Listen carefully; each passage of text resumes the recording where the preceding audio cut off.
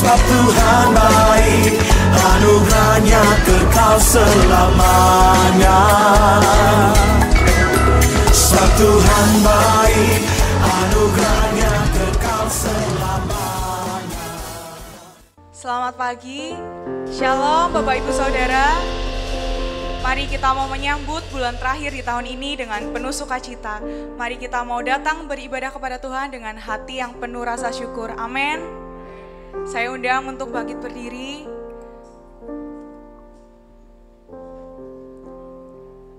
Mari kita bersatu dalam doa, kita berdoa. Terima kasih Bapak yang baik, untuk kesempatan pagi hari ini kami boleh berkumpul Tuhan di tempat ini untuk beribadah kepadamu. Tuhan, kami sungguh mengucap syukur untuk penyertaan-Mu sepanjang tahun ini Tuhan. Kami percaya bahwa kasih setia-Mu selalu ada buat kami Tuhan. Terima kasih Bapa yang baik, kami siap untuk memuji-Mu, kami siap untuk bersorak bagi nama-Mu. Hanya di dalam nama Tuhan Yesus, yang percaya sama-sama katakan, amin. Beri sorak-sorai buat Tuhan Yesus. Mari kita puji Dia.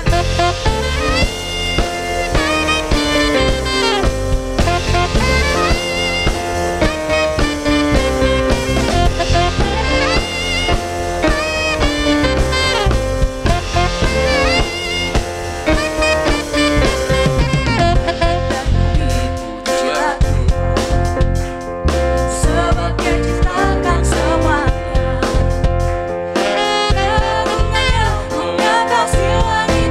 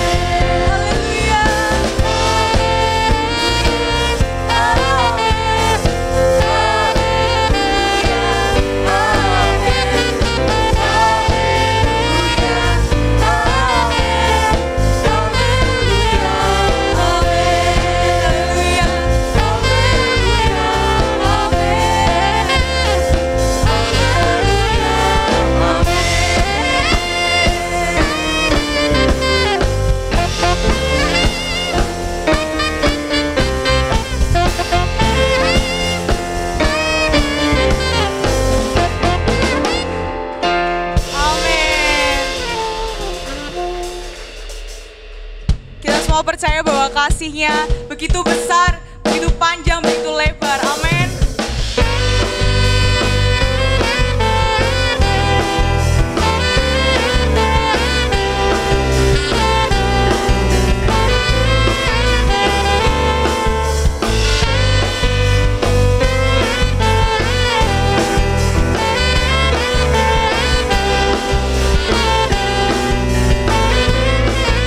Begitu besar kasih, begitu besar kasih.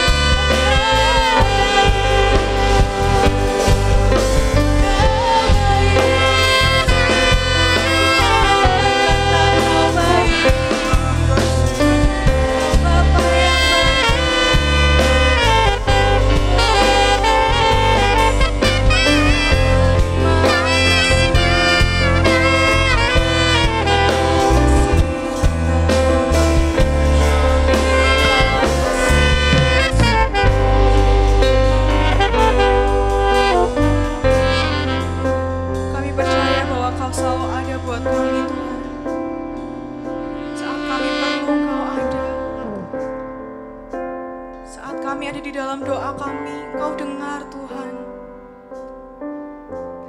Kau Bapa yang sungguh mengasihi kami. Kami aman di dalam-Mu Tuhan. Tuhan. Saat kau perlu, Tuhan tahu. Saat kau minta, Tuhan dengar. Saat percaya, Tuhan bekerja. Saat menangis, Tuhan tahu. Saat berdoa, Tuhan dengar. Saat bersyukur, Tuhan berbagi. Saat kau perlu, Tuhan tahu. Saat kau minta, Tuhan dengar. Saat percaya, Tuhan bekerja. Saat menangis, Tuhan tahu. Saat berdoa, Tuhan dengar. Saat bersyukur, Tuhan berbagi. Lebih sungguh lagi katakan. Saat kau perlu, Tuhan tahu. Saat kau minta, Tuhan dengar. Saat percaya, Tuhan bekerja. Saat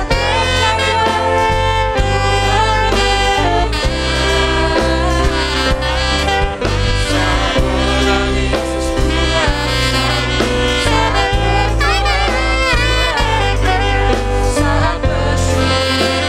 Tuhan dengar. Saat bersyukur, Tuhan berbagi.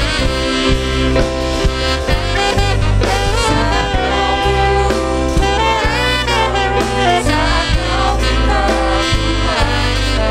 Saat percaya, Tuhan bekerja.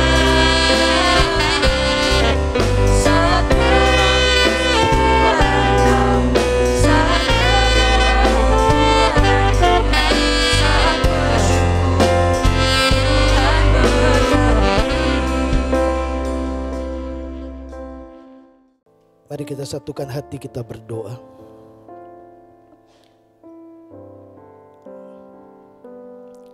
Bapa, kami bersyukur buat kesempatan yang baik hari ini ada di bait-Mu, di dalam rumah-Mu. Kami siap untuk belajar dari firman Tuhan. Tolong kami dengan rendah hati supaya kami terdidik di dalam firman-Mu. Bicara kepada kami di dalam dan demi nama Yesus kami berdoa. Amin. Ya, baik Bapak Ibu Saudara.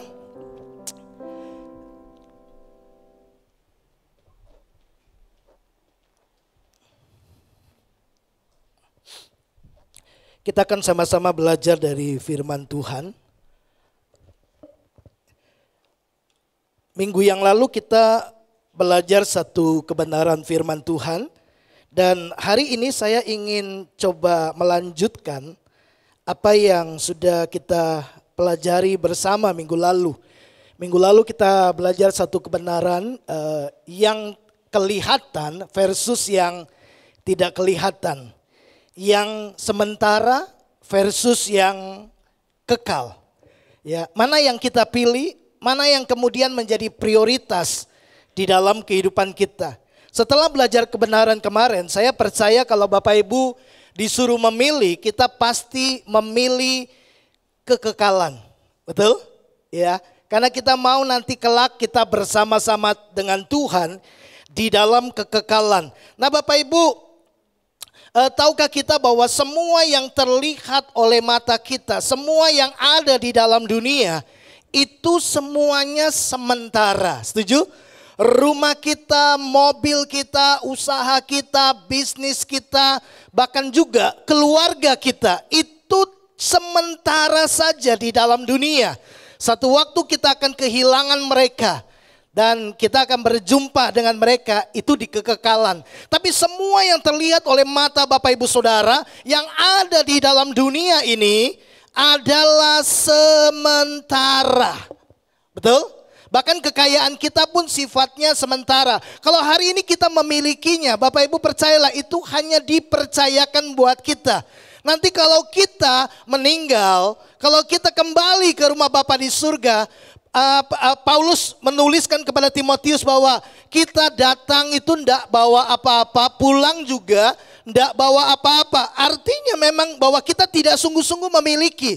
Nanti diwariskan kepada anak dan cucu kita. Terus begitu, semuanya tidak kekal. Nah Bapak Ibu, Yesus bilang begini, langit dan bumi akan berlalu, tapi firman Allah tetap kekal selama-lamanya. Langit dan bumi akan berlalu, tapi firman Tuhan itu tetap kekal selama-lamanya. Nah, mari kita akan belajar firman Tuhan. Jadi berbahagialah kita yang hari ini mendengarkan firman Tuhan. Bapak Ibu, saya menyadari begini, dalam kehidupan kita, di dalam kehidupan setiap orang yang ada di dalam dunia, kita itu akan terus diperhadapkan dengan pilihan dan pilihan, membuat keputusan dan keputusan atas hidup kita. Bagaimana kehidupan kita di waktu yang akan datang sangat kuat dipengaruhi oleh pilihan kita hari ini. Sekali lagi, bagaimana keadaan kita di masa yang akan datang sangat dipengaruhi secara kuat oleh pilihan-pilihan kita. Nah, Bapak Ibu, ada pilihan-pilihan di dalam hidup kita yang memang tidak memerlukan pertimbangan yang memusingkan. Betul? Bapak Ibu masuk ke warung bakso, ya, Bapak Ibu tidak perlu bergumul harus memilih apa. Bapak Ibu tinggal pilih aja. Mau bakso kosongan, mau bakso urat, atau mau bakso daging, atau mau pakai mie kuning, mie putih, pakai bawang merah atau enggak, pakai sambal atau enggak. Itu enggak memusingkan. Ada pilihan-pilihan dalam kehidupan kita yang simple, ya, yang kita bisa putuskan secepat itu, ya. Tapi ada kalanya Bapak Ibu, kita akan menjumpai satu waktu dalam kehidupan kita akan datang masa di mana kita harus memutuskan hal yang serius, hal yang penting, yang kemudian memberi dampak besar di dalam setiap kehidupan kita. Contoh, pilih jodoh. Itu nggak boleh sembarangan, banyak pertimbangan, ya, banyak doa. Sebab itu masalah yang serius. Kalau kita salah pilih jodoh, kita menyesalnya seumur hidup, ya. Kalau kita salah pesan bakso, Bapak Ibu bisa langsung tukar. Kalau Bapak Ibu salah potong rambut, itu penyesalan cuma 1 bulan. Tapi kalau salah pilih jodoh, itu seumur hidup Bapak Ibu. Nggak boleh dipisahkan lagi. Betul? Kalau kita salah pilih kuliah, paling tidak 4 tahun kita buang-buang waktu. Kecuali kita langsung pindah, ya. Tapi yang saya mau beritahukan kepada Bapak Ibu Saudara, mengapa memilih di dalam kehidupan kita, memilih yang tepat itu hal yang sangat penting. Karena pilihan kita tidak mempengaruhi masa lalu kita. Pilihan kita mempengaruhi masa depan kita. Betul? Setiap pilihan kita berpengaruh besar pada apa yang terjadi di masa yang akan datang. Kita bisa saja salah memilih atau kurang tepat memilih. Tapi yang kita perlu sadari bahwa setiap pilihan itu punya konsekuensi. Semua pilihan kita memiliki konsekuensi. Setiap orang diberikan kebebasan untuk memilih sesuka hatinya. Betul ya? Tapi kita harus ingat, tadi saya katakan bahwa setiap pilihan itu ada resikonya. Ada pilihan yang membawa kepada hal yang baik, tapi ada pilihan juga yang membawa kepada hal buruk. Contoh, Lot. Kalau Bapak Ibu suka dengan tema, hari ini saya ingin menyampaikan kepada Bapak Ibu Saudara dengan sebuah topik pemikiran, konsekuensi dari sebuah pilihan. Oke, konsekuensi dari sebuah pilihan. Nah, Bapak Ibu, kita akan belajar dari kitab Kejadian pasal yang ke-13. Tapi Bapak Ibu tidak usah baca semua, saya akan coba ringkaskan kepada Bapak Ibu Saudara. Di dalam Kejadian 13, itu peristiwa di mana Abraham dan Lot berpisah. Abraham dan Lot berpisah. Nah, singkat cerita Bapak Ibu, waktu Tuhan memanggil Abraham tinggalkan kaum keluarganya, meninggalkan Ur Kasdim untuk menuju ke Kanaan, tempat di mana Tuhan telah menetapkan tanah perjanjian buat Abraham.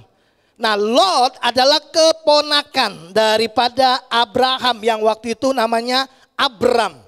Ya, jadi Lot itu keponakan. Lot itu anak dari adik paling kecil daripada Abraham. Abram pada waktu itu. Papanya namanya Haran. Nah, karena papanya meninggal, dia ikut pamannya. Dia ikut Abraham. Nah, di dalam Kejadian 13, Bapak Ibu, kita kemudian mendapati bahwa baik Abram dan Lot itu diberkati dengan luar biasa. Ya, dalam keberkatan yang luar biasa itu kemudian terjadi konflik, bukan antara Abraham dan Lot, tapi antara penggembalanya dia. Ya, gembala kawanan ternaknya Lot bertengkar dengan gembala kawanan ternaknya Abraham. Masalah apa? Masalah rumput, tempat mereka sama-sama menggembalakan. Nah, saya ceritakan ini supaya kita tahu latar belakangnya. Lalu kita akan melihat bagaimana kemudian Lot mengambil sebuah keputusan, memilih seperti apa yang dia pandang baik. Oke? Nah, paling tidak ada 3 faktor Bapak Ibu yang membuat mereka akhirnya mereka berpisah. Kalau kita lihat di dalam Kejadian 13 ayat yang kelima, dikatakan juga Lot yang ikut bersama-sama dengan Abram mempunyai domba dan lembu dan kemah. Tetapi negeri itu tidak cukup luas bagi mereka untuk diam bersama-sama. Sebab harta milik mereka amat banyak. Jadi mereka sangat kaya raya. Ya, Abram memang diberkati Tuhan, tapi Lot yang nunut dengan Abraham yang menerima janji berkat itu juga ikut diberkati. Jadi mereka sangat kaya. Ya, karena itu terjadilah perkelahian antara para gembala Abram dan para gembala Lot. Waktu itu orang Kanaan dan orang Feris diam di negeri itu. Yang pertama, pemicu konflik yang pertama, Bapak Ibu didapati bahwa begini, faktor pertama adalah kedua-duanya berhasil di dalam pekerjaan pemelihara ternak. Ya, baik Lot, baik Abram sama-sama diberkati. Nah, akibat ternak yang begitu banyak, lahan yang kemudian yang mereka diami itu terbatas. Ya, karena kawanan dombanya bertambah banyak. Nah, faktor yang kedua, kita temukan bahwa para gembala Lot dan para gembala Abraham mereka bertengkar. Pertengkaran ini kemudian terus berlanjut. Lalu kemudian Abraham ya mengambil inisiatif di ayat 8 dan ayat 9, dia panggil Lot dan berkata begini, tidak baik kalau kita ini bertengkar. Kita ini kerabat. Ya, jadi pilih kamu mau kemana. Mari kita berpisah. Kalau kamu ke timur, aku ke barat. Kalau kamu ke selatan, aku ke utara. Kalau kamu ke kiri, aku ke kanan. Jadi Abraham memberikan penawaran. Karena faktor yang ketiga membuat Abraham terpaksa membuat keputusan itu. Karena faktor yang ketiga mereka harus berpisah. Itu karena dikatakan begini.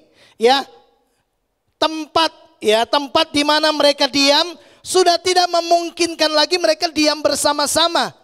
Karena waktu itu bukan cuma Abram dan Lot saja. Ada orang-orang Kanaan dan orang-orang Feris juga diam di negeri itu. Jadi sudah sangat sempit. Jadi Abraham bilang kita berpisah saja. Setelah membuat kesepakatan. Ini yang terjadi Bapak Ibu. Abram dan Lot berpisah. Kita lihat coba ayat yang ke-10 dan 11. Lalu Lot melayangkan pandangnya dan dilihatnya lah bahwa seluruh lembah Yordan banyak airnya seperti taman Tuhan, seperti tanah Mesir sampai ke Zoar. Hal itu terjadi sebelum Tuhan memusnahkan Sodom dan Gomora. Sebab itu Lot memilih baginya seluruh lembah Yordan itu, lalu ia berangkat ke sebelah timur dan mereka berpisah. Bapak Ibu yang dikasih oleh Tuhan, ketika Lot dikasih kesempatan, kita tahu kan, Lot kemudian memilih secara strategis, ya, menurut pengamatan matanya, menurut penilaiannya, ya. Sebab apa? Sebab Lot ini juga seorang gembala, dia seorang peternak. Jadi Lot tahu persis daerah mana yang paling cocok untuk peternakan. Ya, jadi jelas padang rumput yang hijau, mata air yang membual-bual, aliran sungai yang terus mengalir di musim kemarau, di musim panas, ya, di musim dingin. Supaya apa? Supaya ternaknya terpelihara dengan baik. Itu sebabnya waktu Lot melihat lembah Yordan, dia melihat seperti taman Tuhan. Ini luar biasa. Di dalam pandangannya, di dalam penilaiannya, di dalam asumsinya, di dalam perspektifnya, dia melihat bahwa ini tempat yang paling cocok untuk aku tinggal di sana. Jelas bahwa Alkitab menulis Lot memilih lembah Yordan. Tapi tahukah kita? Ketika dia memilih untuk lembah Yordan, pilihan ini kemudian membawa Lot tinggal di pinggir kota Sodom. Nah, kita tahu bahwa kota ini dihuni oleh orang-orang yang sangat jahat dan berdosa di hadapan Tuhan. Untuk sementara nampaknya pilihan Lot ini dia menilai bahwa ini adalah pilihan yang tepat. Secara jujur menganalisa hal ini, saya bersepakat bahwa ini memang pilihan yang tepat untuk pekerjaannya dia. Kalau dia mau sukses, dia harus ada di tempat itu yang menyediakan begitu banyak kebutuhan untuk ternaknya bisa berkembang biak semakin besar. Nah, Bapak Ibu,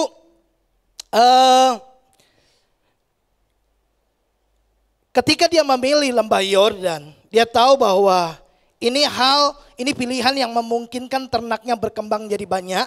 Dan ini yang kemudian membuat dia menjadi orang yang sangat kaya. Karena orang kaya pada zaman perjanjian lama itu dinilai dari harta bendanya, dinilai dari ternaknya. Nah, pilihan Lot itu membuat gini, prospeknya untuk menjadi kaya, prospeknya untuk menjadi orang yang terpandang, orang yang terhormat itu terbuka lebar karena memang tempat itu menjanjikan sekali. Tapi yang saya mau sodorkan kepada Bapak Ibu untuk menjadi pemikiran dan perenungan kita pagi hari ini adalah bahwa jauh setelah Lot membuat keputusan itu, dia kemudian menerima konsekuensi dari sebuah pilihan yang dia buat, ya, dalam ketergesa-gesaannya, dalam penilaian berdasarkan sudut pandang matanya saja. Lalu kemudian kita melihat, saya sodorkan kepada Bapak Ibu Saudara beberapa konsekuensi yang kemudian nanti bisa berefek sampai pada kehidupan keluarganya yang hancur. Mari kita lihat konsekuensi pilihan Lot yang pertama. Tidak dapat dipungkiri, Alkitab mencatat bahwa memang Lot sangat diberkati. Lot menjadi kaya raya, ternaknya menjadi sangat banyak. Ya, itu dibuktikan kalau kita membaca di dalam Kejadian pasal 19, Lot itu duduk di pintu gerbang. Nah, di zaman perjanjian lama, orang yang duduk di pintu gerbang itu orang-orang terhormat, orang-orang terpandang. Dan Lot duduk di depan pintu gerbang Sodom. Artinya dia sukses, dia berhasil, ya, dia memperoleh kekayaan yang sangat banyak. Dia berpikir pilihannya itu pilihan yang tepat dan benar membuat dia sukses. Bapak Ibu, tapi konsekuensi yang dia terima di kemudian hari, kita tahu bahwa Lot akhirnya kehilangan semua harta bendanya. Bahkan satu-satunya istri tercinta pun dia harus kehilangan. Satu ketika 4 kerajaan menyerang Sodom dan Gomora. lalu mengalahkan kerajaan Sodom, lalu semuanya ditawan, harta bendanya dirampas termasuk Lot dan keluarganya dan semua kekayaannya itu dirampas dan dia ditawan, ya. Di dalam Kejadian 14 kemudian ada seorang pelarian datang kepada Abram dan menceritakan kisah itu. Abram membawa orang-orang yang terlatih dari kemahnya lalu berperang dan merebut kembali dan membawa kembali Lot, keluarganya dan semua kekayaannya dikembalikan. Bapak Ibu tahu, Lot kembali lagi tinggal di Sodom. Yang notabene orang-orang di sana adalah orang-orang yang melakukan kejahatan dan moralitas mereka rusak dan hancur. Lot memutuskan kembali tinggal di Sodom. Nah, Kejadian 19 kemudian menceritakan Bapak Ibu, waktu Tuhan membinasakan Sodom dan Gomora. Ya, 2 malaikat diutus. Lalu kemudian malaikat itu beritahu kepada Lot, kepada istrinya, kepada anak-anaknya, tinggalkan Sodom. Karena Tuhan akan membinasakan Sodom dan Gomora. Dan satu pesan disampaikan, jangan lihat ke belakang. Kita tahu kan kisahnya? Istri Lot kemudian melihat ke belakang, teringat kembali apa yang menjadi hasil perjuangan mereka, kekayaan mereka, ternak mereka, rumah mereka, semua pencapaian mereka masa harus ditinggalkan. Waktu dia menoleh ke belakang, istri Lot menjadi tiang garam. Waktu saya ke Israel ditunjukkan, tapi bukan seperti ini bentuknya, ya. Tapi ya kira-kira seperti inilah, maksudnya untuk memberi gambaran kepada kita bahwa istri Lot kemudian menjadi tiang garam, Bapak Ibu. Nah, itu sebuah konsekuensi. Akhirnya Lot kehilangan semua hartanya. Dia hanya tinggalkan Sodom dengan pakaian yang melekat pada tubuhnya, ya. Lalu beserta dengan 2 anak gadisnya. Karena calon menantunya menganggap Lot ini bercanda, ya, makanya mereka nggak ikut. Mari kita lihat konsekuensi yang kedua. Konsekuensi dari pilihan Lot. Yang kedua, dia mengalami penderitaan batin yang sangat hebat. Petrus menuliskan di dalam 2 Petrus pasal 7 dan 8, dikatakan bahwa tetapi Tuhan menyelamatkan Lot, orang yang benar, yang terus-menerus menderita oleh cara hidup orang-orang yang tak mengenal hukum dan yang hanya mengikuti hawa nafsu mereka saja. Sebab orang benar ini tinggal di tengah-tengah mereka dan setiap hari melihat dan mendengar perbuatan-perbuatan mereka yang jahat itu, sehingga jiwanya yang benar itu tersiksa. Bapak Ibu, konsekuensi yang kedua ketika dia memilih hanya karena menyaksikan, melihat bahwa ini tempat yang bisa menjamin kesuksesan, bisa memberi kekayaan, bisa membuat saya menjadi orang yang terpandang, orang yang terhormat. Ini menjanjikan sekali. Dan kita tahu dia putuskan itu, dan konsekuensi kedua, dia harus mengalami sebuah penderitaan yang sangat berat. Alkitab katakan jiwanya mengalami ketidaknyamanan. Dia kehilangan damai sejahtera. Setiap hari menyaksikan orang-orang berbuat dosa.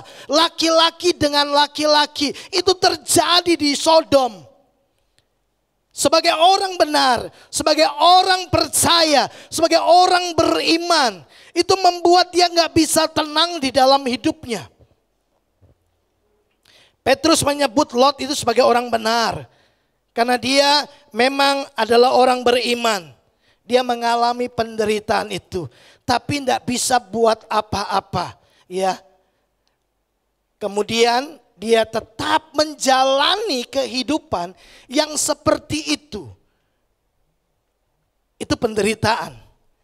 Bisa jadi Bapak Ibu, kita memutuskan untuk memilih sesuatu, dan ternyata waktu kita masuk ke dalam kehidupan yang kita pilih itu, bisa jadi kita kemudian mengalami sebuah kondisi, sebuah tekanan batin karena kita salah memilih.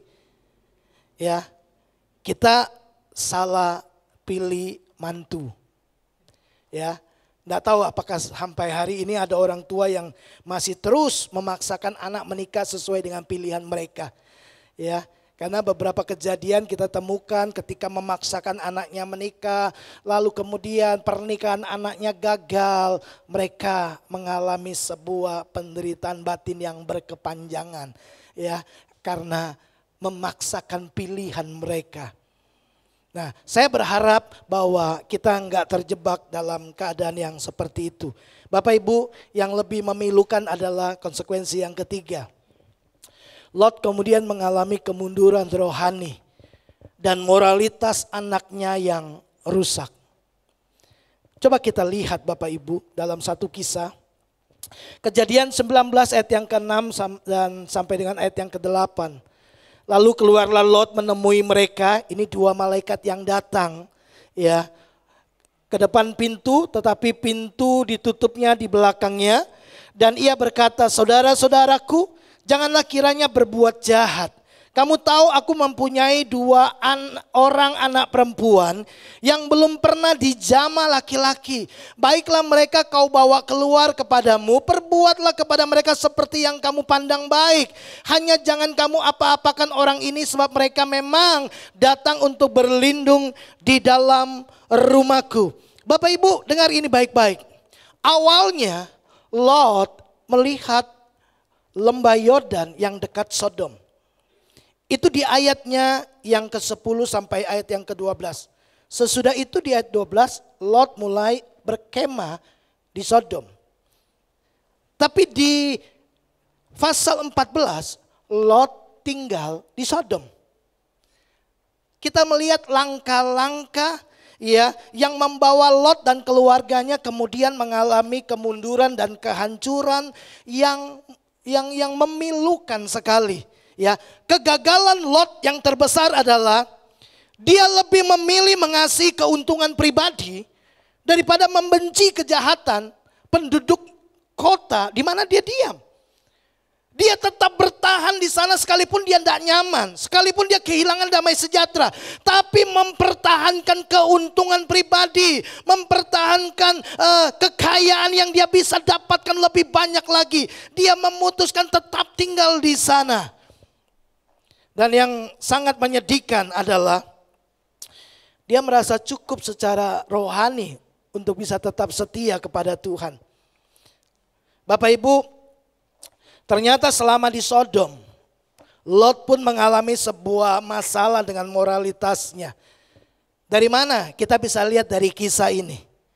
Ini dibuktikan dengan gini. Lot itu kemudian menawarkan dua anak gadisnya untuk dipakai oleh laki-laki yang ada di kota Sodom yang memang mau cari dua malaikat tadi. Tidak salah dia melindungi dua malaikat itu. Tapi yang salah adalah gini, dia coba barter, dia coba tukar. Dia sodorkan anaknya untuk dipakai laki-laki yang jelas-jelas melakukan banyak perbuatan dosa. Dia kemudian menurunkan standar kekudusan. Dia tidak menghormati Tuhan dalam hal ini. Lot kemudian mengalami kemunduran secara spiritual. Dan kita tahu setelah peristiwa Sodom dan Gomora dihancurkan, dua anak gadis Lot benar-benar telah menunjukkan sebuah kerusakan moralitas. Mereka buat papanya mabuk, lalu mereka melakukan hubungan intim demi meneruskan keturunan dari papanya.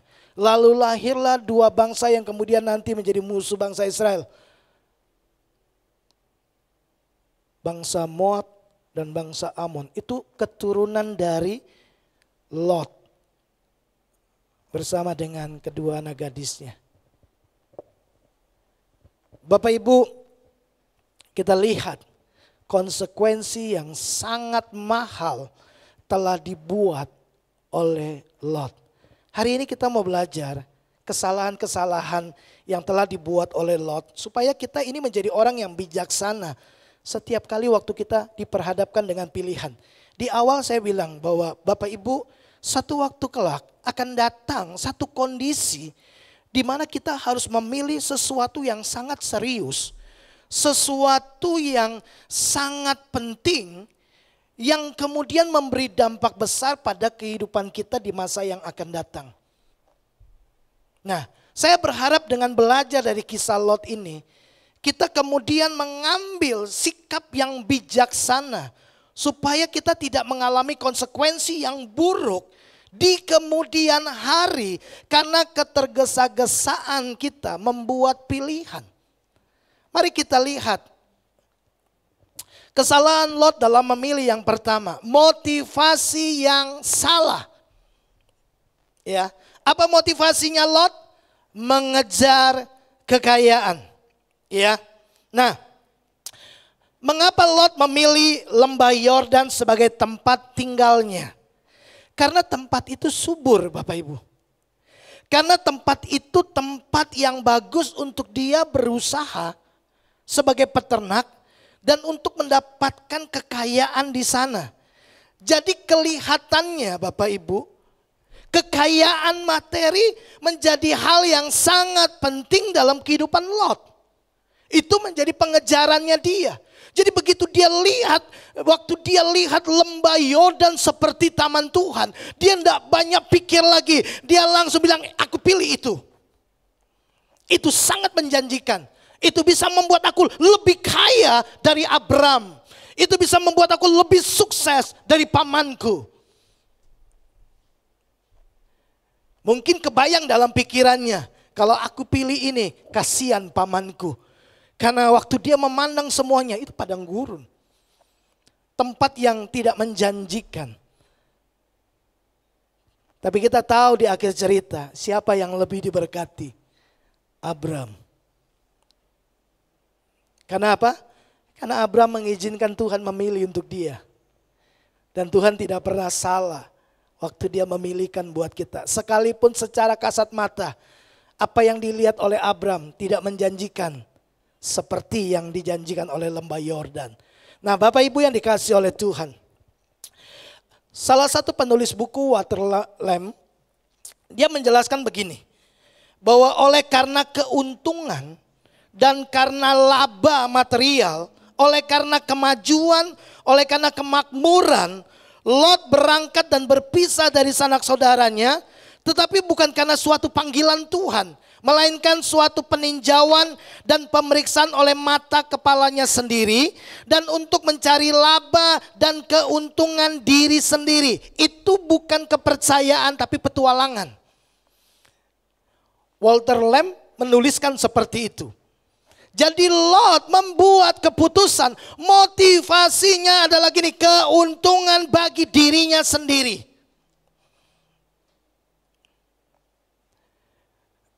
Mengejar kekayaan. Di dalam 1 Timotius pasal 6 ayatnya yang ke-9, Paulus tulis surat kepada Timotius, dia bilang begini. Tetapi mereka yang ingin kaya jatuh ke dalam pencobaan, ke dalam jerat dan ke dalam berbagai-bagai nafsu yang hampa, dan yang mencelakakan, yang menenggelamkan manusia ke dalam keruntuhan dan kebinasaan. Mereka yang ingin kaya akan masuk dalam berbagai macam pencobaan, ke dalam beragam jerat, yang kemudian akan membawa kita pada kehancuran. Sebab waktu kita ingin kaya, Bapak Ibu, kita cenderung mengkompromikan dan menurunkan standar kebenaran. Yang penting untung.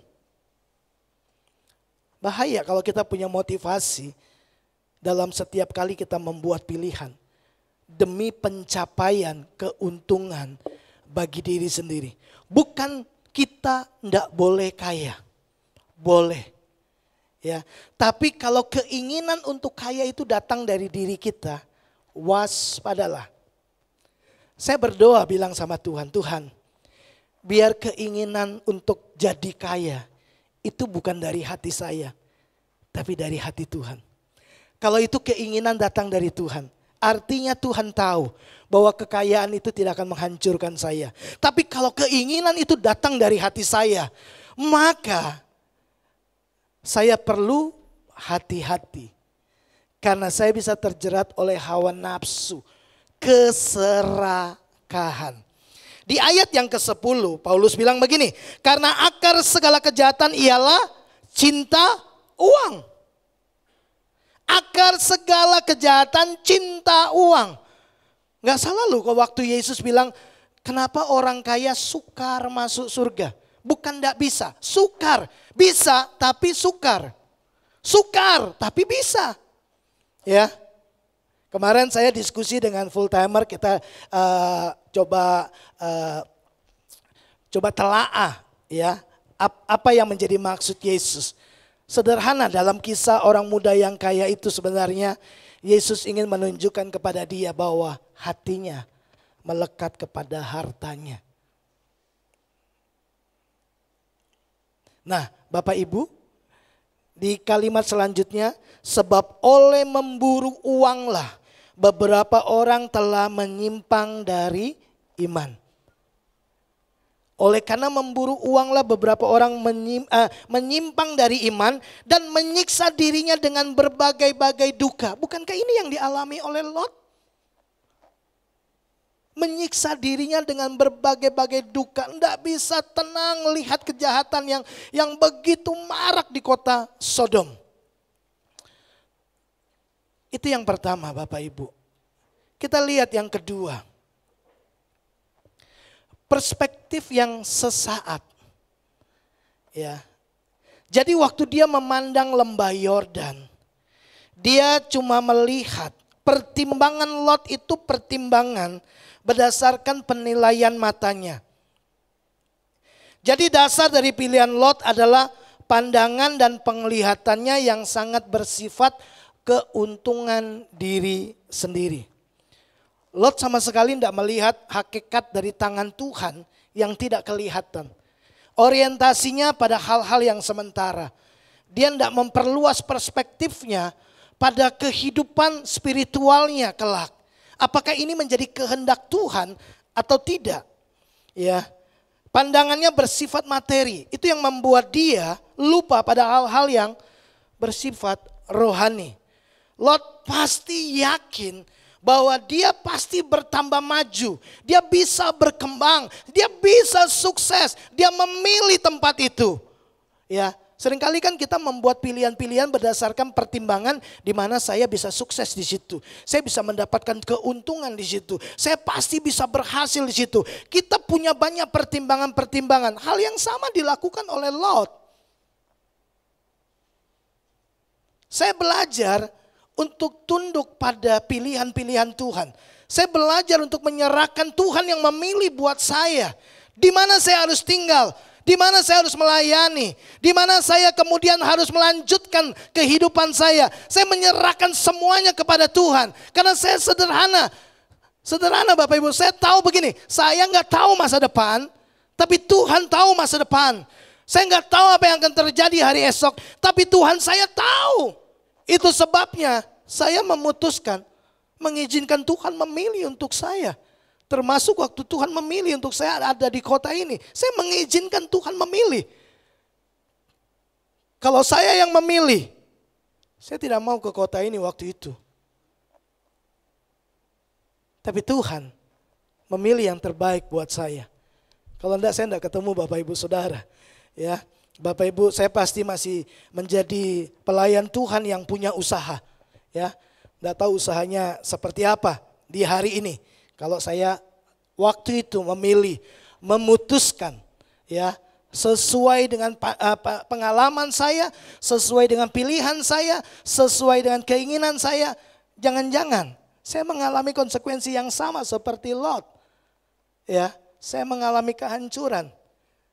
Ya. Dalam bisnis saya mungkin, secara spiritual saya mengalami kemunduran dan banyak hal.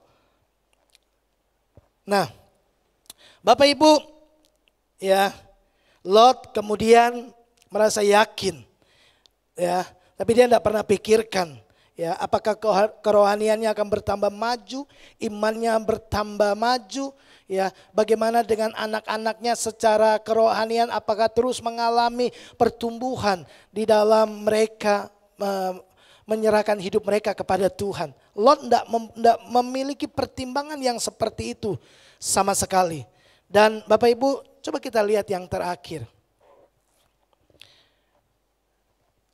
Lot sama sekali mengabaikan Tuhan ketika dia membuat pilihan. Kenapa saya katakan ini? Karena Petrus bilang, Lot itu orang benar. Lot itu orang beriman. Dia melihat bagaimana Abraham, ya, di dalam perjalanannya ikut Tuhan. Seharusnya dia belajar dari pamannya. Bagaimana tunduk kepada Tuhan, menyerahkan kehidupannya kepada Tuhan. Dapat dikatakan Bapak Ibu, ini adalah awal dari kemunduran daripada Lot. Pertama-tama pilihannya adalah pilihan keinginan dagingnya. Motivasi demi kepentingan, keuntungan, kekayaan, pengejaran diri sendiri. Dia benar-benar tidak mempertimbangkan kebutuhan pamannya. Dia tidak mempertimbangkan kepentingan Tuhan di dalam kehidupannya. Yang penting saya sukses. Yang penting saya berhasil. Yang penting saya. Yang penting saya. Yang penting saya. Itu sangat berbahaya Bapak Ibu. Saya mengajak Bapak Ibu Saudara. Setiap kali waktu kita membuat pilihan. Kalau kita mau memilih dengan bijaksana, yang pertama, mari belajar libatkan Tuhan. Mari kita lihat satu pesan yang cukup baik yang disampaikan oleh Yakobus. Yakobus pasal 4, ayat 13 sampai 16, saya bacakan buat Bapak Ibu Saudara, mungkin bisa ditampilkan ayatnya. Ya, Oke. Saya bacakan buat Bapak Ibu Saudara, jadi sekarang, hai kamu yang berkata, hari ini atau besok kami berangkat ke kota Anu dan di sana kami akan tinggal setahun dan berdagang serta mendapat untung. Sedang kamu tidak tahu apa yang akan terjadi besok. Apakah arti hidupmu? Hidupmu itu sama seperti uap yang sebentar saja kelihatan lalu lenyap. Sebenarnya kamu harus berkata, jika Tuhan menghendakinya, kami akan hidup dan berbuat ini dan itu. Tetapi sekarang kamu memegahkan diri dalam congkakmu dan semua kemegahan yang demikian adalah salah. Yakobus mengecam orang yang membuat perencanaan tanpa melibatkan Tuhan di dalamnya. Bapak Ibu perhatikan, dikatakan begini, hari ini atau besok kami akan ke kota ini, kami akan tinggal di sana selama waktu sekian, kami akan berdagang dan kami akan mendapatkan keuntungan. Lihat, dia sudah membuat perencanaan, hari ini atau besok kami mau pergi ke kota ini. Gitu? Kami akan tinggal 1 tahun di sana, kami akan berdagang, kami akan mendapat keuntungan. Dia sudah membuat perencanaan. Tidak salah Bapak Ibu membuat perencanaan, itu baik. Membuat perencanaan itu baik, tapi Alkitab berkata, jangan lewatkan Tuhan. Itu yang penting. Sebab kalau kita mengabaikan Tuhan, Yakobus bilang begini, kamu tuh sombong, kamu tuh memegahkan diri, ya. Ini semua salah. Kenapa salah? Karena ini akan memberikan dampak yang sangat buruk dalam kehidupan secara spiritual buat kita. Kita bisa sukses Bapak Ibu, tapi sombong kan? Padahal kesombongan itu menempatkan kita ada di pihak yang bertentangan dengan Tuhan. Karena Tuhan menentang orang sombong. Kenapa? Karena orang sombong merasa dia mampu, dia bisa, dia nggak butuh Tuhan. Tuhan menentang orang sombong. Nah, apa yang disarankan oleh firman Tuhan? Libatkan Tuhan. Kalau Tuhan menghendakinya, kalau Tuhan berkenan, kalau Tuhan setuju. Lot tidak melibatkan Tuhan dalam hal ini. Bapak Ibu yang dikasihi oleh Tuhan. Yesus juga diperhadapkan dengan banyak pilihan dalam kehidupannya. Kita tahu waktu dia di Taman Getsemani, sebentar kita akan masuk dalam persekutuan dengan tubuh dan darah Tuhan. Di Taman Getsemani dia diperhadapkan pada pilihan. Minum cawan atau dia menolaknya. Dia bisa saja lolos dari penangkapan tentara Romawi. Beberapa kali dia lolos dari orang-orang yang mencoba menangkap dia. Ya, dia menyingkir, dia kemudian menjauh dari mereka. Yesus bisa saja.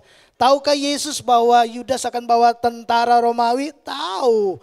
Dia tahu bahwa Yudas akan menjual dia. Dia tahu Yudas akan mengkhianati dia. Dia tahu, tapi dia memilih untuk taat kepada Bapaknya.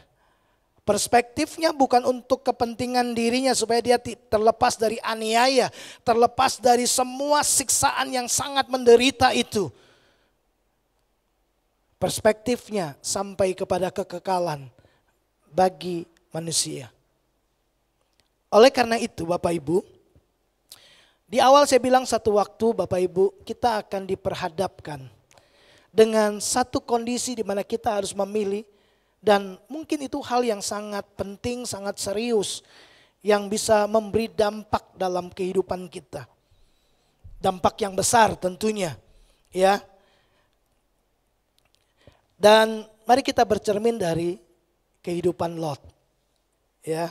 Setiap orang satu saat tentu bisa memilih hal yang lebih besar, lebih penting. Tapi setiap pilihan kita sadari ada konsekuensi. Dan itu memberi pengaruh yang besar kepada masa depan kita. Pilihan kita tidak mempengaruhi masa lalu, tapi sangat mempengaruhi masa depan kita. Doa saya Bapak Ibu, waktu kita mau memilih yang tepat. Pertama, langkah bijaksana yang kita bisa ambil adalah libatkan Tuhan. Karena Dia yang paling tahu di mana tempat yang terbaik untuk kita. Di kota mana, pada waktu kapan, dengan siapa, pekerjaan apa. Ya, Dia paling tahu, paling mengerti. Karena Dia yang menciptakan kita. Dia yang paling tahu tentang kita. Jadi libatkan Tuhan.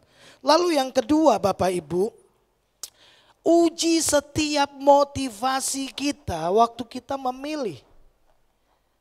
Apakah pilihan kita semata-mata hanya untuk kepentingan kita? Enggak ada kontribusi untuk perluasan kerajaan Allah, enggak ada kontribusi untuk kepentingan orang banyak. Belajar dari kehidupan Yusuf. Waktu dia di rumah Potifar, dia berhasil. Tapi Tuhan belum promosikan dia. Kenapa? Karena dia masih banyak akunya. Oleh karena aku semuanya ini aku atur dengan baik waktu dia bicara kepada istri Potifar. Oleh karena aku. Dia harus turun.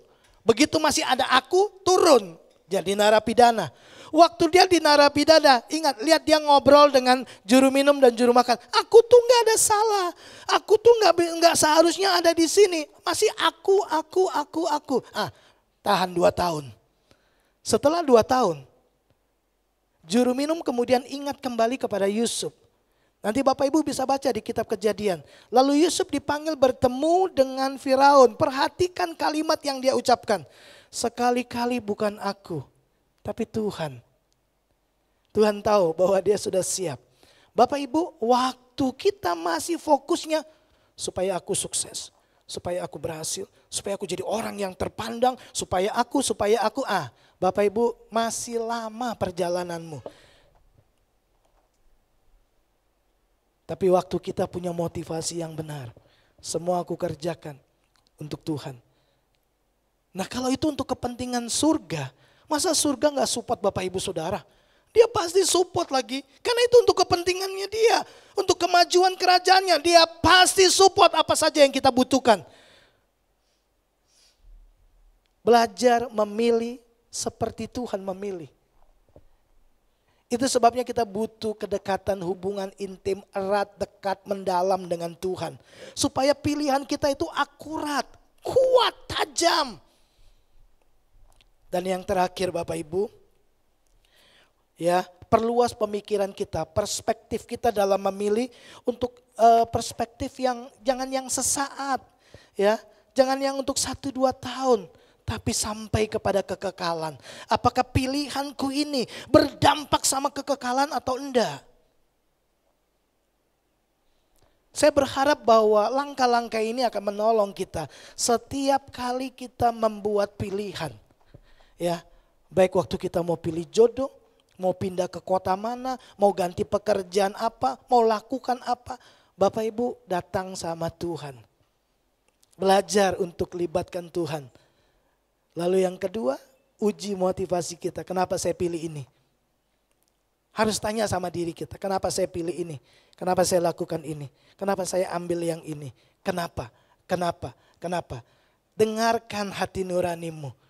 Waktu engkau tahu bahwa itu benar. Udah.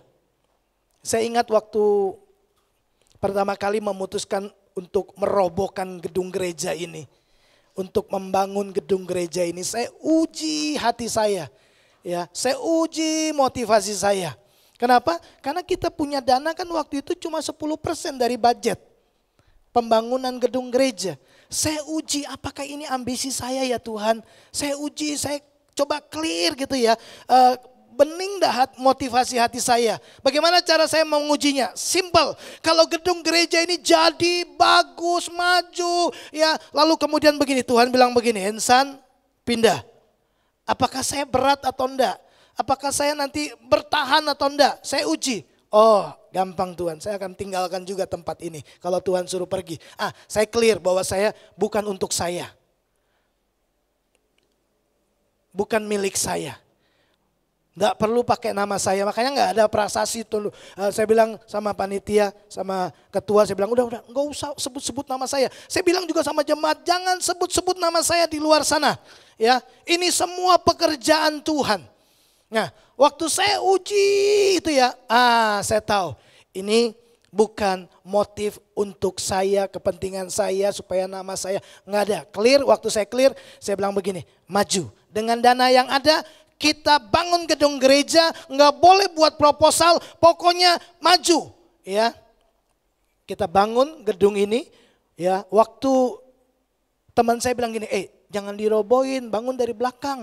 Nanti kalau kamu di demo, ya, keburu dirobohin, sudah mau kemana lagi? Nggak bisa dibangun dan nggak bisa juga dipakai, ya kan? Saya datang lagi sama Tuhan, Tuhan gimana? Tukang bilang nggak bisa, harus dirobohin, Tuhan gimana? Ya kan? Saya bilang Tuhan, kalau Tuhan berkehendak, tunjukkan kepada saya. Beri saya damai sejahtera. Ingat, damai sejahtera Tuhan memimpin hati dan pikiran kita. Damai sejahtera Tuhan itu bukan damai sejahtera yang seperti yang diberikan oleh dunia. Damai sejahtera membuat kita tenang, yakin, ya, kemudian punya kepercayaan yang kuat kepada Tuhan. Waktu saya rasakan itu saya bilang, udah kita bongkar. Bapak Ibu, kita bongkar. Bapak Ibu, Anda semua sebagian besar adalah saksi hidup dari peristiwa gedung gereja ini dibangun. Kita kemudian dapat tempat tanpa membayar, ya. Kemudian hanya dalam waktu 10 bulan lebih sedikit gedung gereja ini selesai tanpa proposal. Bahkan begitu peresmian selesai, rekening pembangunan gereja stop juga. Nggak ada lagi 1 rupiah pun masuk. Bapak Ibu lihat, waktu kita memilih mengerjakan kehendak Tuhan, mengizinkan Tuhan memilih buat kita, ya, untuk kepentingan kerajaan surga. Saya lihat Bapak Ibu saksi nyata bahwa surga memberikan support penuh sampai gedung gereja ini selesai. Sampai hari ini Tuhan tetap bekerja di tengah-tengah kita. Kenapa? Simple. Waktu kita belajar memilih, pilihlah untuk kepentingan kerajaan surga. Surga pasti support Bapak Ibu Saudara.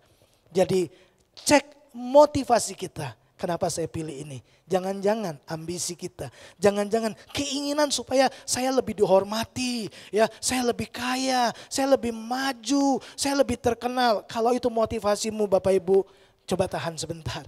Ya, coba tahan sebentar. Datang sama Tuhan. Harapan saya berharap Bapak Ibu semua mengalami pengalaman-pengalaman langit terbuka. Bapak Ibu mengalami pengalaman-pengalaman yang ilahi bersama dengan Tuhan. Saya senang mendengar Bapak Ibu mengalami banyak mujizat. Tapi di balik semua itu, jauh lebih baik bagi saya melihat Bapak Ibu tetap bertumbuh dalam kedewasaan secara spiritual dengan Tuhan. Kiranya kebenaran yang simpel ini yang saya sodorkan kepada Bapak Ibu Saudara menolong kita menjadi lebih bijaksana. Bagaimana memilih yang benar. Ingat, kita bisa saja salah pilih atau kurang tepat memilih.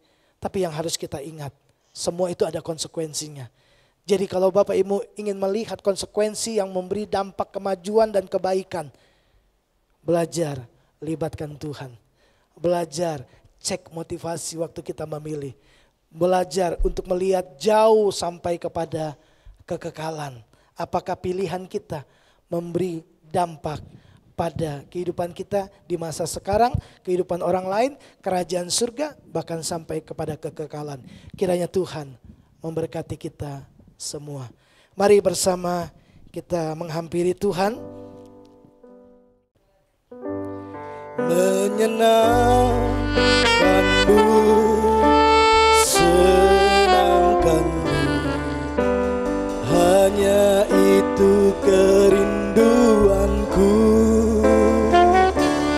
Menyenangkanmu, senangkan hatimu, hanya itu kerinduanku. Menyenangkanmu, menyenangkanmu, senangkanmu, hanya itu kerinduanku. Menyenangkanmu, senangkan hatimu, hanya itu kerinduanku. Hanya itu kerinduanku. Hanya itu kerinduanku.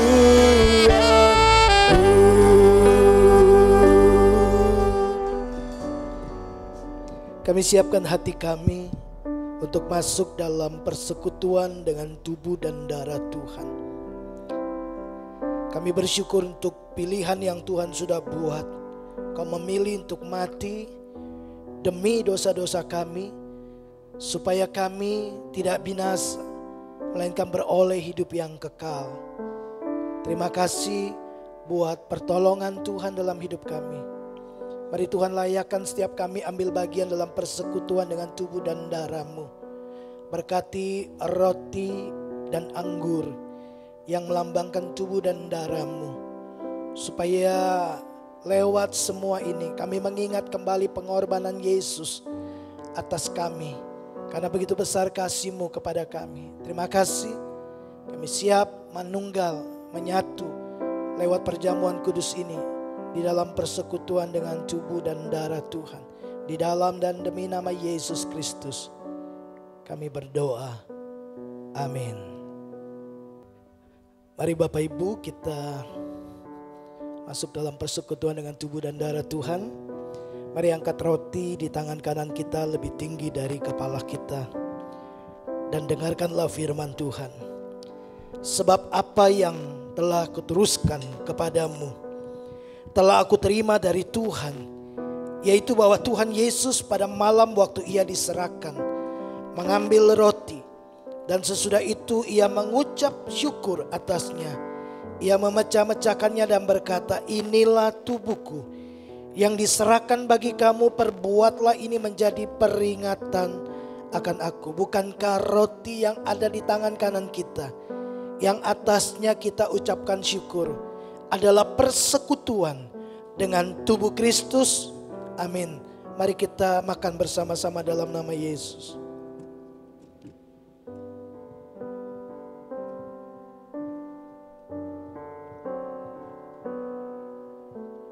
Mari angkat cawan lebih tinggi dari kepala kita. Demikian juga ia mengambil cawan sesudah makan lalu berkata, Cawan ini adalah perjanjian baru yang dimateraikan oleh darahku. Perbuatlah ini setiap kali kamu meminumnya, menjadi peringatan akan aku. Bukankah cawan yang ada di tangan kanan kita, yang atasnya kita ucapkan syukur, adalah persekutuan dengan darah Kristus? Amin. Mari kita minum bersama-sama dalam nama Yesus.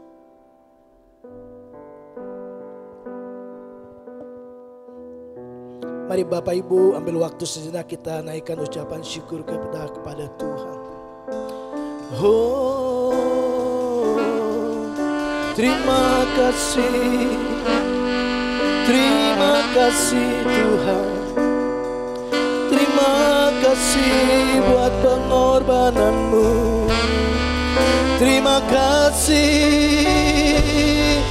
ku bersyukur buat kasih Tuhan Yesus, buat kasih-Mu, buat darah yang tercurah, sucikanku, benarkanku, semua karena anugerah-Mu.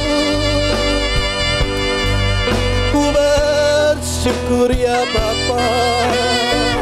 Terima kasih, Engkau baik, sangat baik, teramat baik bagi kami. Terima kasih Tuhan, terima kasih Tuhan. Terima kasih kalau kami boleh beroleh anugerah, bersekutu, manunggal, menyatu dengan tubuh dan darah-Mu. Kami bersyukur buat kebaikan Tuhan, buat pengorbanan-Mu yang besar, karya terbesar dalam hidup kami, yaitu Tuhan mati buat kami, memindahkan kami dari yang gelap kepada terang-Mu yang ajaib, dari kebinasaan kepada kehidupan yang kekal. Bagi Tuhan segala pujian dan hormat di dalam dan demi nama Yesus kami berdoa. Amin. Mari Bapak Ibu, kita akan selesaikan ibadah kita hari ini. Mari bersama-sama kita datang kepada Tuhan.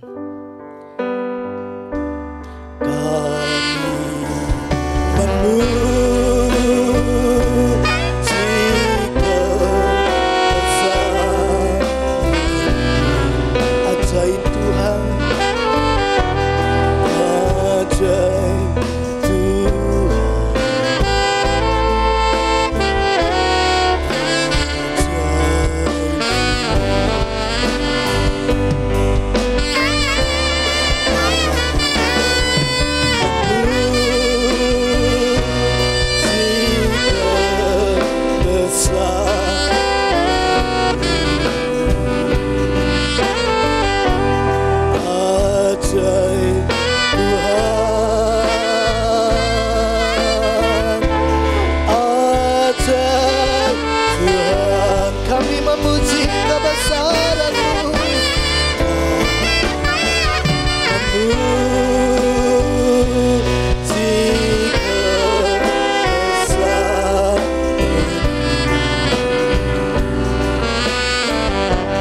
ajaib Tuhan,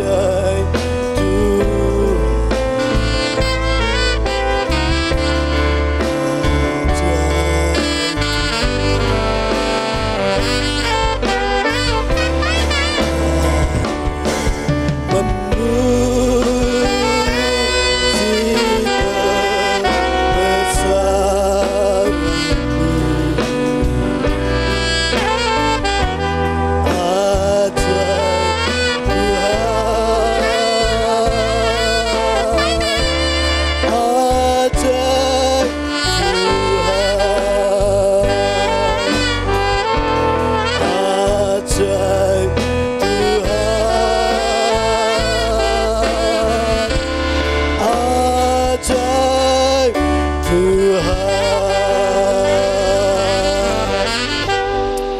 akhir ibadah kami, bagi Tuhan segala hormat, pujian dan kemuliaan, kuasa dan kebesaran.